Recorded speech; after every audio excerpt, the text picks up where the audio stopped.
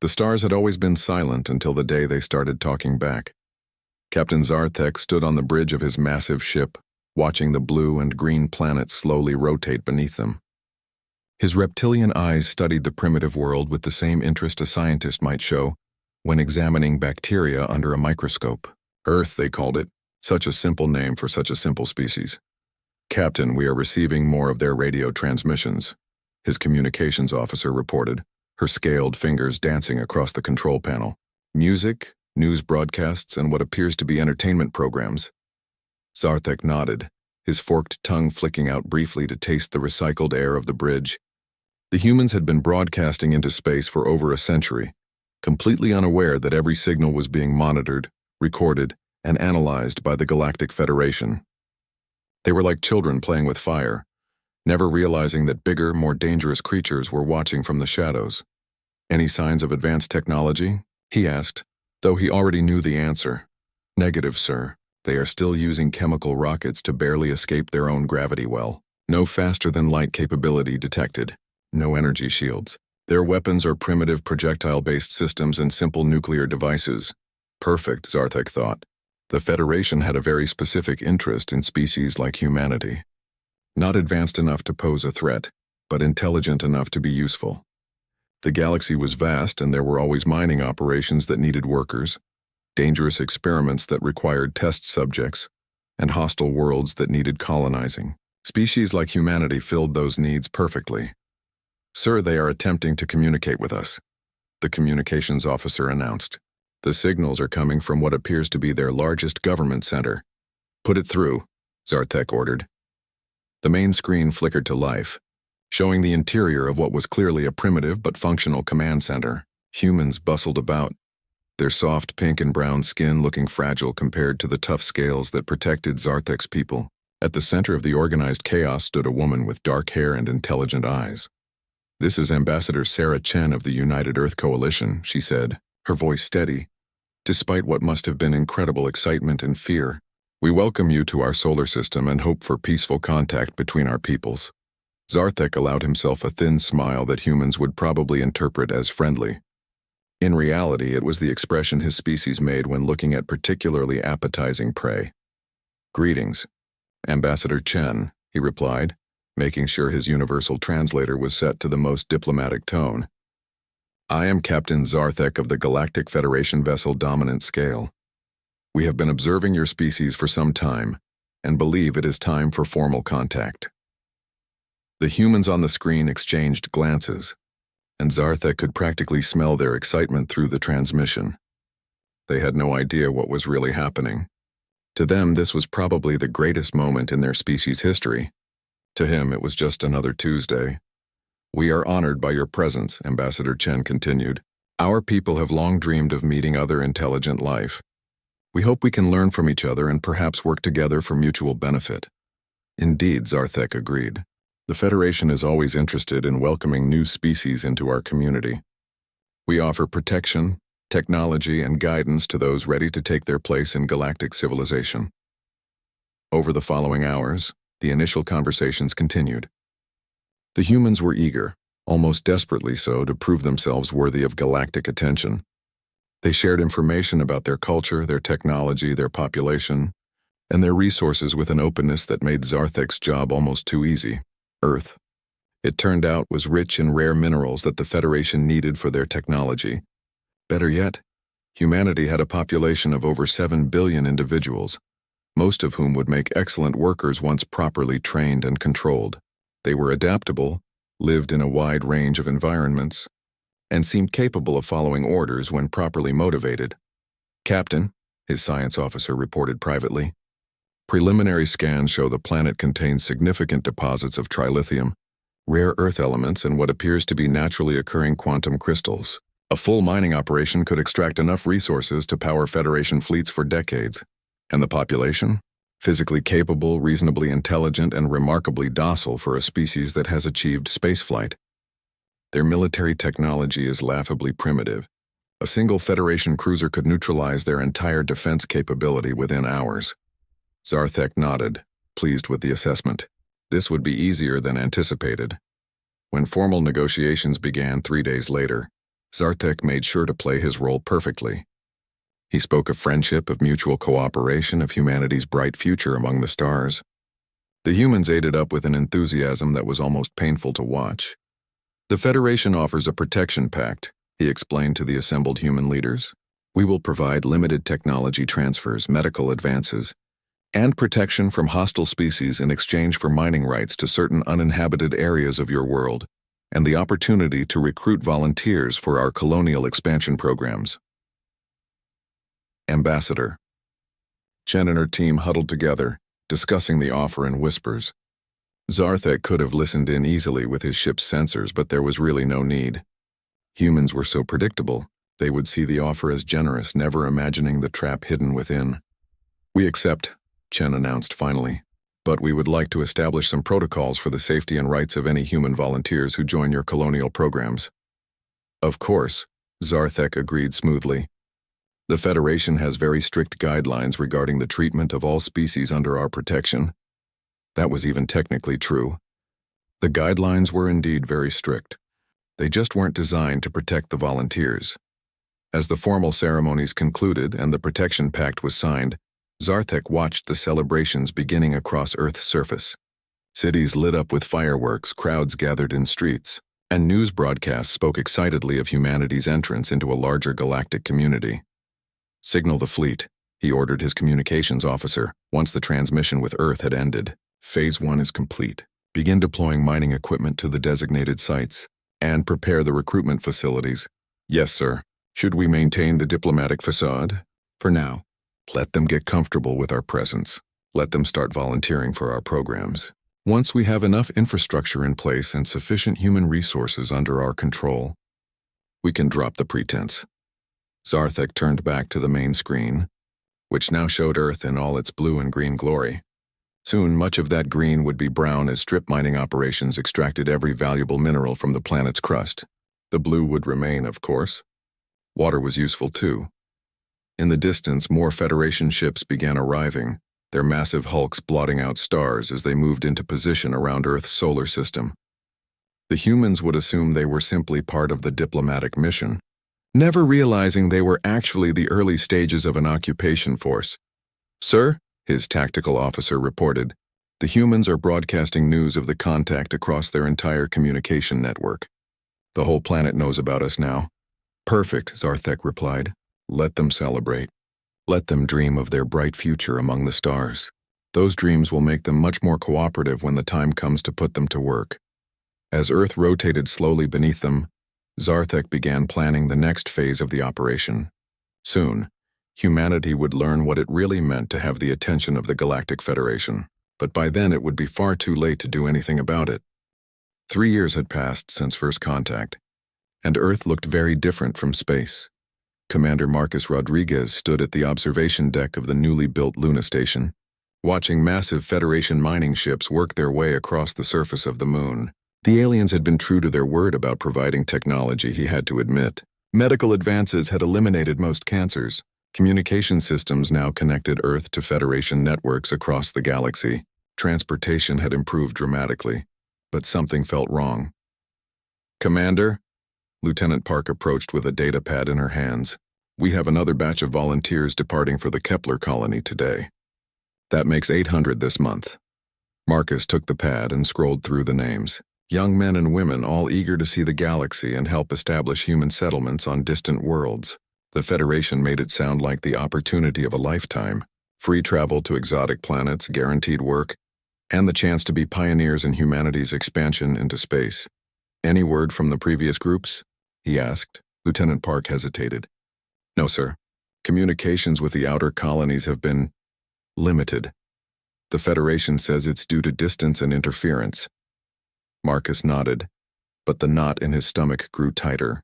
In 3 years, not a single message had come back from any human who had left Earth to join the Federation's colonial program. Not one video call to family. Not one simple "I'm alive and well" transmission. The Federation had explanations for everything, of course. Technical difficulties, security protocols, the challenges of long-distance space communication. But Marcus had spent 15 years in military intelligence before joining the newly formed Space Defense Corps. He knew the difference between plausible explanations and convenient excuses, sir. Another officer approached. Dr. Vasquez is requesting permission to board the Federation research vessel Endless Truth. She says her xenobiology research has reached a critical phase. Marcus looked out at the sleek alien ship docked at the station's main port. Dr. Elena Vasquez had been working with Federation scientists for 6 months, studying alien biology and sharing human medical knowledge. She was brilliant, dedicated, and one of the few humans who had been allowed aboard Federation vessels for extended periods. Permission granted, he said, but maintain regular communication schedules. As the lieutenant walked away, Marcus turned his attention back to the data pad. 800 volunteers this month. Over 30,000 in the past 3 years. All young, healthy, and intelligent. All disappearing into the vast galaxy with nothing but promises and smiles from their alien escorts. Meanwhile, on the research vessel Endless Truth, Dr. Elena Vasquez was beginning to understand exactly why those communications had been so limited. She moved quietly through the ship's lower levels, areas that Federation personnel had told her were off-limits due to dangerous biological experiments. Her official clearance should not have gotten her past the security doors, but she had been working on cracking Federation computer systems for months. Their arrogance had made them careless with security around primitive humans. The first containment cell she found made her blood run cold. Inside was a young man she recognized from the departure records. David Chen, Ambassador Sarah Chen's nephew, who had volunteered for the Proxima colony expedition 8 months ago. He was strapped to a medical table unconscious, with dozens of tubes and wires connected to his body. Alien machines hummed around him, monitoring every biological function while slowly extracting samples of bone marrow, blood, and tissue. The next cell contained Sarah Martinez, a linguist who had left Earth to help establish communication protocols with other species. She was awake, but her eyes were empty and unfocused. Neural interface cables snaked from her skull to a massive computer system that was apparently downloading the contents of her mind. Elena forced herself to continue deeper into the ship, documenting everything with a hidden camera. Cell after cell contained humans from the volunteer program. Some were being used for medical experiments. Others were having their memories extracted. Still others were being subjected to genetic modifications that were slowly turning them into something that was no longer entirely human. In the deepest part of the ship, she found the production facility. Hundreds of humans worked in perfect silence. Their eyes glazed and their movements mechanical. Neural implants controlled their every action as they assembled complex alien technology with inhuman precision. They had been turned into living robots, their consciousness suppressed but their skills and intelligence still accessible. Elena recognized many faces from Earth's departure records. Engineers, scientists, artists, and teachers all reduced to biological, machines serving Federation interests. She was about to leave when she overheard a conversation between 2 Federation officers in the corridor. Ahead, the Earth operation is proceeding ahead of schedule, one said in the clicking, hissing language Elena had learned to understand. We have collected nearly 40,000 specimens across all vessels. The humans continue to volunteer eagerly. What about the planetary mining operations? Excellent progress. The primitive governments believe we are only extracting materials from uninhabited areas. But we have actually established 17 major facilities across their most resource-rich regions. Within 5 years, we will have extracted everything of value. And then, standard protocol. Full planetary subjugation. The remaining population will be processed for useful specimens, and the rest will be eliminated. The planet will make an excellent military base once properly terraformed. Elena's hands shook as she recorded the conversation. This was not a partnership. It was not even slavery. It was systematic genocide with a friendly smile. She made her way back to the communications array, her mind racing. She needed to get this information to Earth, but the Federation monitored all standard communication channels. However, during her months aboard the ship, she had discovered something the aliens did not know. About humans had been much more advanced than they admitted. During first contact, the neural interfaces she had been using to communicate with Federation computers had also given her access to their quantum communication network. More importantly, she had discovered that Earth's internet was far more sophisticated than the Federation realized. Hidden within humanity's seemingly primitive digital infrastructure was a quantum encryption system that could piggyback on Federation communication channels without being detected. Elena uploaded everything she had recorded to a quantum data packet and sent it directly to a secure server buried deep within Earth's military networks. The transmission appeared to be routine research data about alien biology, but hidden within the quantum encryption was the evidence of humanity's true situation. As she finished the upload, alarms began sounding throughout the ship. "Security breach in the restricted levels," announced a mechanical voice. "All personnel report for immediate neural scan." Elena deleted all traces of her activities and calmly walked back to her assigned quarters. When Federation security arrived to scan her mind, they found only memories of routine research work. The neural interfaces worked both ways, and Elena had learned to hide her thoughts in the same quantum encryption patterns she used for data transmission. Back on Earth, the data packet arrived at precisely the moment Marcus Rodriguez was reviewing the monthly departure reports. His personal communication device chimed with an urgent message from military intelligence, and within minutes he was racing toward the nearest secure facility. What he saw in that classified briefing room changed everything. The evidence was undeniable. Humanity was not joining a galactic community. They were being harvested like cattle, and Earth itself was being prepared for strip mining and eventual destruction. "Sir," the intelligence officer said, "we need to decide how to respond. The Federation has military superiority, they have hostages, and they believe we are completely unaware of their true intentions." Marcus stared at the images from Dr. Vasquez's recordings, his jaw clenched with barely controlled rage. Thousands of young humans tortured and enslaved by creatures they had trusted. "No," he said quietly. "They believe we are primitives who can be easily fooled. They have no idea what humans are capable of when we stop pretending to be friendly." He turned to face the assembled officers, his eyes burning with cold fury. "Send a priority message to all defense commands. Operation Sleeping Bear is now active. It's time to show our alien friends what happens when you betray humanity." The truth spread through human communication networks like wildfire. Within 6 hours of Dr. Vasquez's evidence reaching Earth, every major government, military command, and intelligence agency had copies of the recordings, the images of enslaved humans, the conversations about planetary destruction, and the proof of systematic betrayal ignited something that the Galactic Federation had never seen before in a supposedly primitive species. Cold, calculating rage. Ambassador Sarah Chen sat in the emergency session of the United Earth Coalition, watching the horrific footage of her nephew David strapped to an alien medical table. Her diplomatic training kept her voice steady, but her hands shook with barely controlled fury. "Madam Ambassador," the Secretary General said quietly, "the Federation is requesting an immediate meeting. They claim there has been a misunderstanding about the colonial program." Sarah looked up from the screen, her eyes blazing with an intensity that made hardened military officers step back. "Tell Captain Zartek that I will meet with him in 1 hour," she said. "This will be his last chance to explain why my nephew and 30,000 other humans are being tortured in his ships."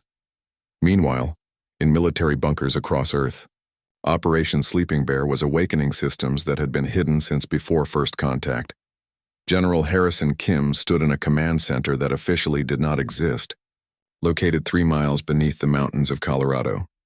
Around him, officers worked at computer terminals displaying information that would have shocked the Federation's intelligence analysts. Earth's military had not been idle during the 3 years of supposed cooperation. "Status report," General Kim ordered. "Sir, all hidden installations are coming online. The fusion reactors are at full power. Quantum communication arrays are establishing secure links with deep space monitoring stations, and the fabrication facilities have completed their work." Kim nodded grimly. The Federation thought they were dealing with a species that had barely mastered chemical rockets. They had no idea that humans had been developing antimatter technology in secret for over a decade, or that Earth's primitive internet was actually a quantum communication network capable of coordinating activities across interstellar distances. What about the sleeper assets? "All teams report ready, sir." "We have people aboard 17 Federation vessels and 43 installations. They have been gathering intelligence and preparing for this moment for 2 years. The cultural exchange program had worked both ways. While the Federation was kidnapping human volunteers, carefully selected human agents had been infiltrating alien operations throughout the galaxy. The Federation's arrogance had made them careless about security screening, especially for humans they considered harmless. "Sir," another officer reported, "our deep space monitors have identified the locations of all major Federation military assets. We have targeting solutions for their fleet command ships, supply bases, and communication relays." Kim turned to the massive display screen that showed the galaxy with Federation positions marked in red and hidden human assets marked in blue. The aliens had spread their forces thin, confident that no primitive species could threaten them across such vast distances. They were about to learn how wrong they were. "Signal all units," Kim ordered. "Operation Sleeping Bear is now in effect. We go active in exactly 12 hours. On Luna Station, Commander Rodriguez was coordinating with military cells that the Federation had never suspected existed. Marcus, his communication officer, reported, "We have confirmed contact with Dr. Vasquez. She reports that Federation security is becoming suspicious, but she is maintaining her cover." "Good, what about the evacuation protocols?" "All non-essential personnel have been quietly moved to secure locations. The Federation thinks we are just rotating staff for efficiency. They have no idea we are preparing for war." Rodriguez looked out at the Federation ships docked at the station. In a few hours, those ships would become the front line of a conflict the aliens had started but never imagined they could lose. His personal communicator chimed with an urgent message from Earth Command. "Rodriguez here. Marcus, this is General Kim. You are authorized to begin Phase 1 of the station operation. Make it look like business as usual until the main event begins." "Understood, sir. We are ready." As Rodriguez prepared his team for what was coming, Ambassador Sarah Chen was walking into what the Federation thought would be a simple damage control meeting. Captain Zarthek waited in the diplomatic chamber aboard his flagship, his reptilian features arranged in what he believed was a reassuring expression. He had dealt with primitive species before, when they discovered uncomfortable truths about Federation operations. A few threats, some demonstrations of superior firepower, and they always became very reasonable. "Ambassador Chen," he said as she entered, "I understand there have been some concerning reports about our colonial program. I assure you these are simply misunderstandings that can be easily clarified." Sarah walked to the center of the room, her movements precise and controlled. She carried a datapad containing Dr. Vasquez's evidence, but also something else. "Something Zarthek would never have expected, Captain," she said calmly. "I am here to offer you one final opportunity to return our people and leave our solar system peacefully." Zarthek's tongue flicked out in amusement. "Ambassador, I fear you may not fully understand the situation. The Federation has invested considerable resources in the Earth operation. We cannot simply abandon our investments because of minor concerns about medical research." "Medical research?" Sarah's voice remained steady, but something in her eyes made Zarthek suddenly uncomfortable. "You call torturing my nephew medical research? You call enslaving 30,000 humans medical research?" The volunteers agreed to participate in necessary scientific studies to benefit all species in the Federation, Zarthek replied, falling back on the standard explanation.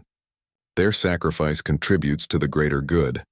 Sarah activated her datapad, displaying images from Dr. Vasquez's recordings. "This is my nephew David. Look at him, Captain. Look at what your medical research has done to a 22-year-old man who trusted you." Zarthek glanced at the screen, then looked back at Sarah with irritation. "Regrettable but necessary. Your species will adapt to serve the Federation's needs just as many others have before you. And if we refuse, then we will implement Protocol 7, Zarthek said, his patience finally wearing thin. "Your cities will be reduced to ash from orbit, and the survivors will serve the Federation whether they choose to or not. Your species had the opportunity to join us willingly. That opportunity is now over." Sarah nodded slowly as if she had expected exactly this response. "I see," she said. "Then you should know that this conversation is being broadcast live to every human government, military command, and citizen on Earth." Zarthek's eyes widened in alarm, but Sarah continued before he could speak. "You should also know that your threats of orbital bombardment are rather empty, considering that your weapon systems have been offline for the past 6 minutes." "Impossible," Zarthek snarled, reaching for his communication controls. The panel was dead, Captain Zarthek, Sarah said, her diplomatic mask finally falling away to reveal something that made the reptilian's blood run cold. You made one critical mistake about humanity. You assumed that because we desired peace we were incapable of war. You assumed that because we seemed primitive we were actually primitive. And you assumed that because we appeared divided, we could not unite when threatened. Throughout the ship, alarms began sounding as Federation crew members discovered that their computer systems were no longer responding to their commands. "What have you done?" Zarthek demanded. Sarah smiled, and it was not a pleasant expression. "We have been planning for this moment since the day you arrived, Captain. Every human who set foot on your ships was carrying quantum viruses designed to infiltrate your computer networks. Every piece of technology you shared with us was reverse-engineered and improved. Every weakness in your systems was cataloged and prepared for exploitation." She leaned forward, her eyes blazing with cold fire. "You wanted to harvest humanity. Captain, congratulations, you're about to discover exactly what we are capable of when we stop being polite." The galaxy had never seen anything like what happened next. Admiral Sarah Chen, the ambassador's sister, stood in the command center of the hidden base on the far side of Earth's moon. Around her, holographic displays showed Federation forces spread across 47 star systems, their positions marked with precise targeting data that had been gathered over 3 years of careful intelligence work. "All units report ready," Admiral, her tactical officer, announced. "Operation Hornet's Nest is go for execution. Signal the fleet," Sarah ordered. Time to remind the galaxy why apex predators evolved patience. Across human space, ships that the Federation had never known existed suddenly appeared on sensors. They materialized not through faster-than-light travel, but because they had been hiding in plain sight for years.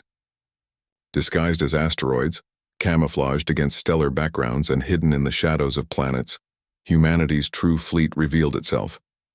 The Federation had expected primitive chemical rockets.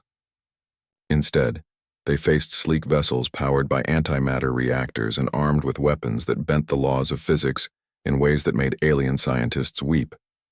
But the real shock was not the ships themselves. It was where they appeared. Captain Zarthek watched in growing horror as his tactical display lit up with human vessels materializing throughout Federation space. Not just in Earth's solar system, but everywhere. The Vorthak homeworld, the Federation capital, mining operations 40 light-years away, military bases that were supposed to be secret. "How?" he whispered, his reptilian features pale with shock. Ambassador Chen, still standing calmly in his disabled command chamber, smiled with predatory satisfaction. "Did you really think we would trust you completely, Captain? Every human who joined your colonial program was a volunteer, yes. But they were volunteers in a military operation you never understood was happening." The truth was even more devastating than Zarthek could have imagined. While the Federation had been kidnapping humans for their slave labor program, humanity had been using those same transport ships to secretly deploy military assets throughout the galaxy. Hidden in the cargo holds disguised as mining equipment, and concealed within seemingly innocent cultural exchange materials, human technology had been spreading across Federation space for 3 years. "Impossible," Zarthek gasped. "Our sensors would have detected any military technology." "Your sensors detected exactly what we wanted them to detect," Sarah replied. "You see, Captain, we learned something very important about your species during our first conversations. You are supremely arrogant. You assumed that because our technology appeared primitive, it actually was primitive. You never considered that we might be showing you only what we wanted you to see." On the bridge of the human dreadnought Retribution, Captain Marcus Rodriguez coordinated the largest military operation in human history. His ship had been built in secret construction facilities on the dark side of Europa, using technologies that Earth scientists had developed decades before first contact. "Sir," his weapons officer reported, "all targets are locked. Quantum torpedoes are armed and ready." "Sir," his communications officer added, "we are receiving surrender requests from 17 Federation vessels. They are requesting immediate ceasefire negotiations." Rodriguez looked at the tactical display showing Federation ships throughout the galaxy, their weapons offline and their shields failing as human cyber warfare systems tore through their computer networks. "Negative," he said coldly. "The time for negotiations ended when they started torturing our people. All ships weapons-free. Target military assets only, but make sure the message is clear. The attack began simultaneously across 47 star systems. Relativistic, kill vehicles that had been drifting silently through space for years suddenly activated their guidance systems and accelerated toward Federation military bases.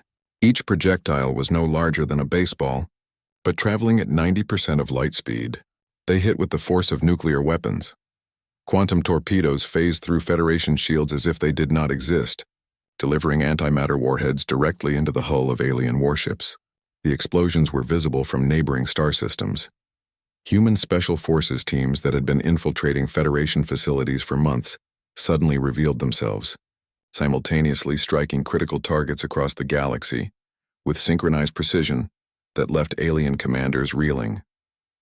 Dr. Elena Vasquez, still maintaining her cover aboard the research vessel Endless Truth, triggered the liberation protocol that freed every human prisoner aboard the ship. Neural implants that the Federation had thought were unbreakable turned out to be easily hacked when you understood the quantum encryption frequencies that humans had been using for decades.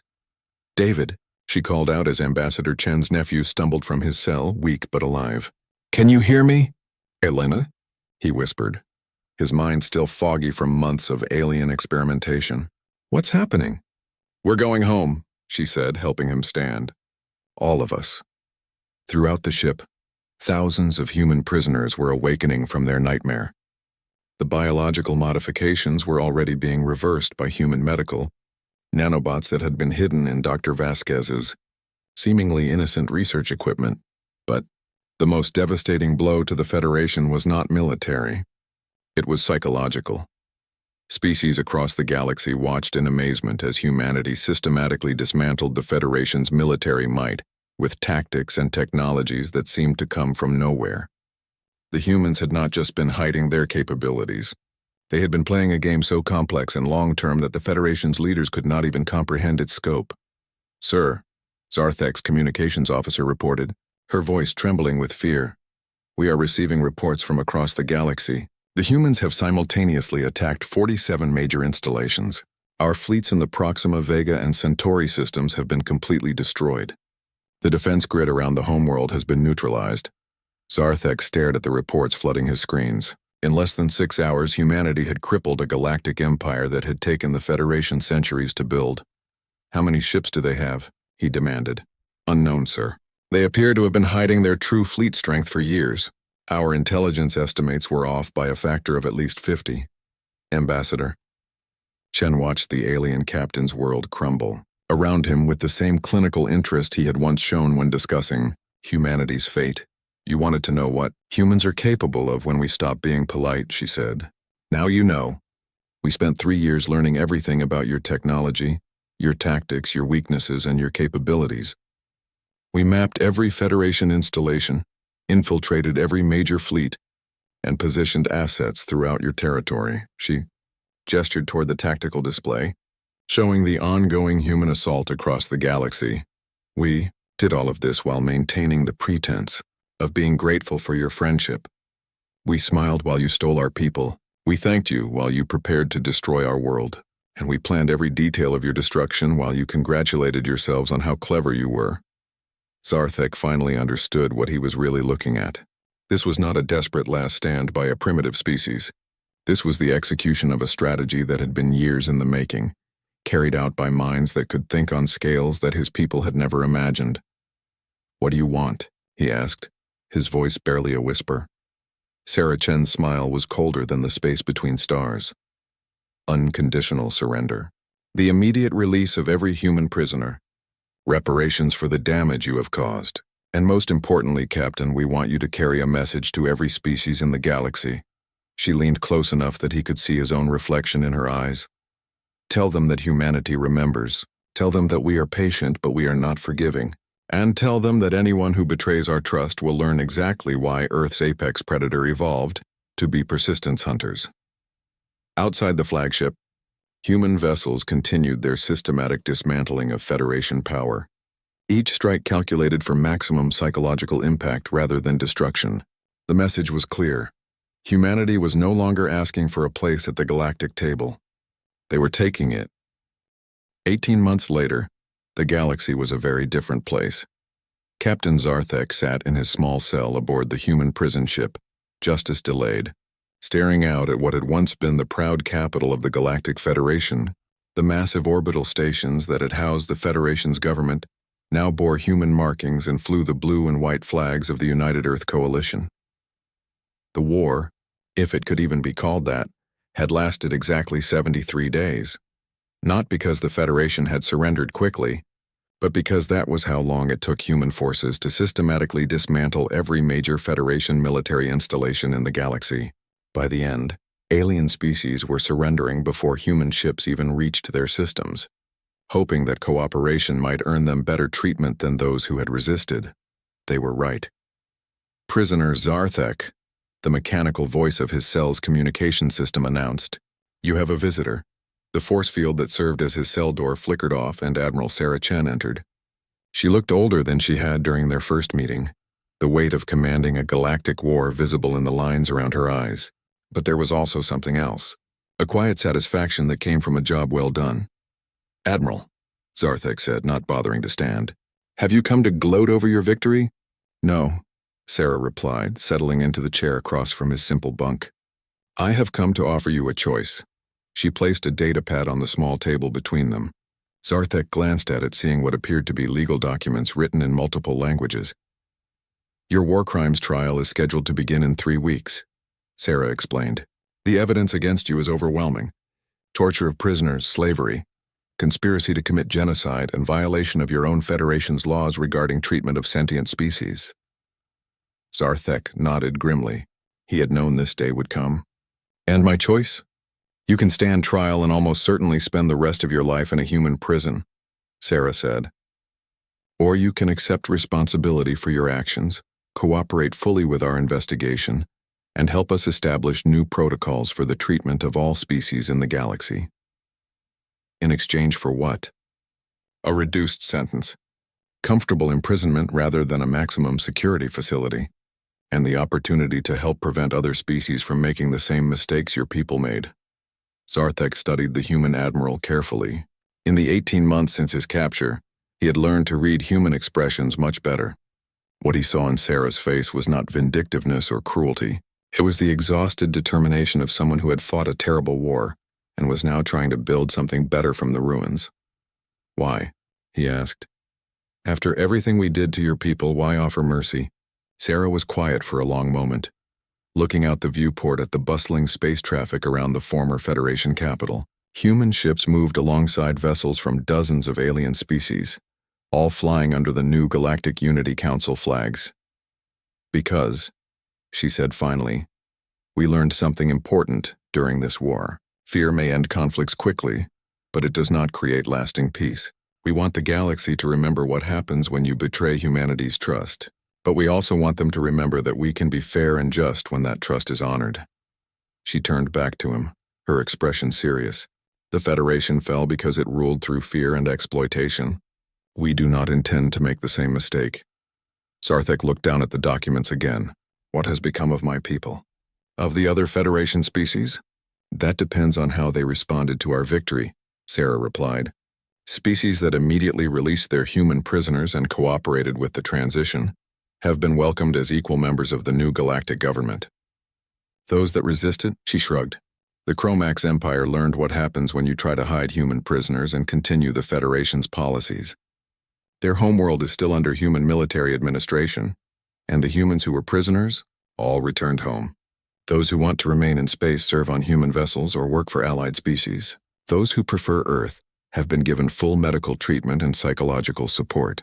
Your people's experiments were reversed, though some volunteered to keep certain modifications that proved beneficial." Sarah stood to leave, then paused at the cell entrance. "There is one more thing you should know, Zarthek. The Federation's final transmission, the one you sent warning other species about humanity's capabilities, has become something of a legend in the galaxy." Zarthek remembered that desperate message, sent as human forces closed in on the Federation's last stronghold. "What do you mean?" "Species across the galaxy now refer to it as the Betrayer's Warning. It has become a cultural touchstone about the consequences of breaking faith with those who offer friendship. Your words are quoted in diplomatic protocols and military academies throughout known space. She activated her datapad and read from the screen. We thought them weak because they sought peace. We learned they sought peace because they knew the true cost of war. The humans may appear divided and chaotic, but betraying them unites them with a focused fury that burns across star systems. Let this be a warning to any species that might threaten humanity. Those who most desire peace are often the most dangerous when forced to fight. Sarah looked up from the pad. You wrote that, Captain. And because of those words, 17 species have voluntarily joined the Unity Council without any conflict at all. They understand that humanity prefers cooperation to conquest, but will not hesitate to destroy those who threaten innocent lives. After she left, Zarthek sat alone in his cell, contemplating the irony of his situation. In trying to exploit what he had seen as human weakness, he had created something far more powerful than the Federation had ever been. Through his viewport, he could see ships from the Centauri Republic working alongside human vessels to establish new trade routes.